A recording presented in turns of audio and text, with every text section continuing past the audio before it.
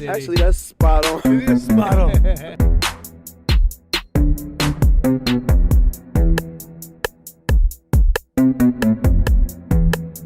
All the competition that try to compete.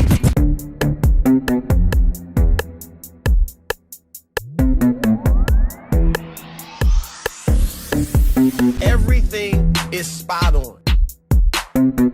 What's up, family? Welcome back to your favorite sports network. This is Spot On Sports, new wave of sports, where we're not just accurate, spot on. I'm joined with some of the best, my guys, Anthony, Roderick. How y'all doing, my brothers? How you doing, bro? How you doing today? Doing good, man. Blessed, highly favored, staying away from that variant.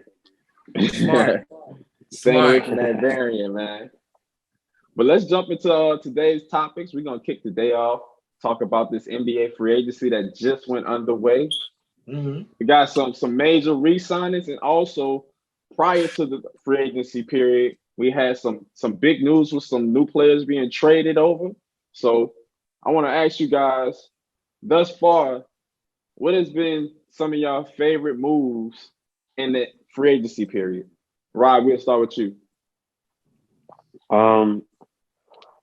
I'm gonna pick a move. I'm gonna pick a move that the Miami Heat did. That's getting PJ Tucker, a player that has won a championship, who's gonna bring that championship experience that they need. A player that's a dog, is very physical, especially on the defensive end. He's not scared to go for the loose balls, and that's what they were struggling with in the playoffs.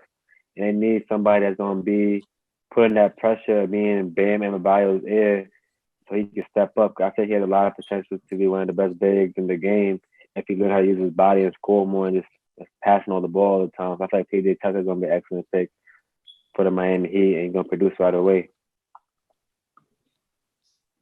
I'm going to go because I like what you said with Miami, and I like another pick that Miami had decided to make, but I'm going to talk about that later.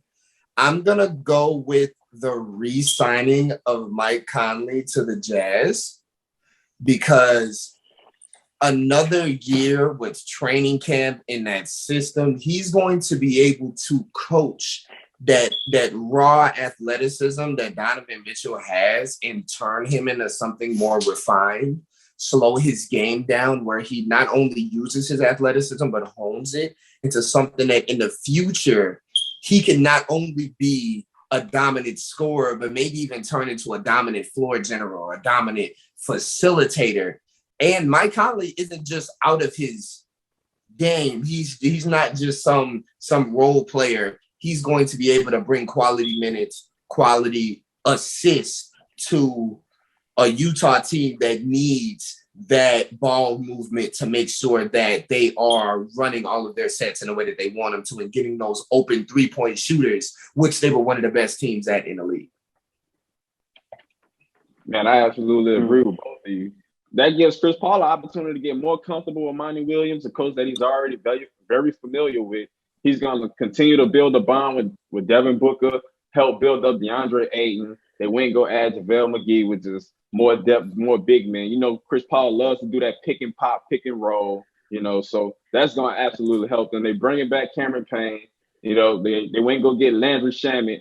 I feel like Chris Paul, he's that leader that's going to help push these guys, and bring all the pieces together, just that floor general that every team really needs. So I think that's really major for the Suns. Not bad of a pick.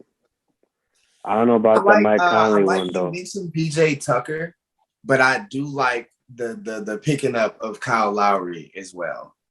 Mm-hmm. Kyle Lowry, again, when we talking about floor generals, when we talk about slowing the game down, Goran Dragic he is what he is. He does what he does, but at the same time, having somebody as elite of a general and a leader as Kyle Lowry on your team on the floor consistently, taking the ball out of Jimmy Butler's hands so he can play his true position more often.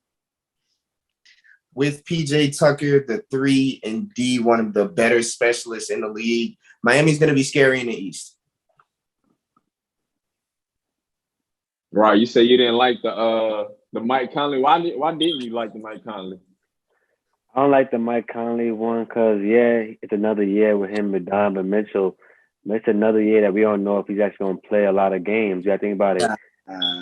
This past season, he missed a lot of games. The season before, he missed games. So, yeah, they have a lot of chemistry, but I feel like we don't know if he's ever going to get that full potential with Donovan Mitchell, if he's going to be out a lot. So, Okay. You got a point. I can't be mad at that. Respect.